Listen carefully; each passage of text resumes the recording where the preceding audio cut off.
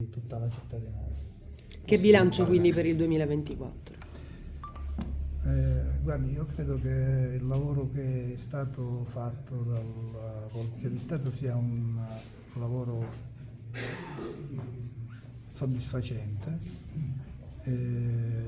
Abbiamo cercato di dare risposte relativamente ad ogni situazione nella quale si richiedesse un nostro intervento a qualsiasi livello.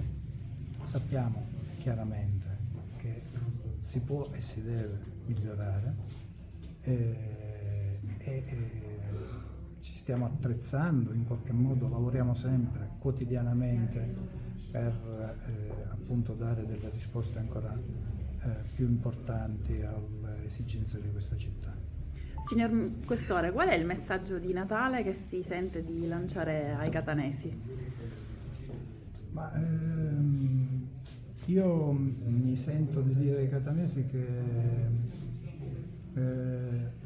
vivono in una città assolutamente fantastica, che offre moltissimo, che ha e vive dei problemi chiaramente, e che in qualche modo tutti quanti assieme si può riuscire a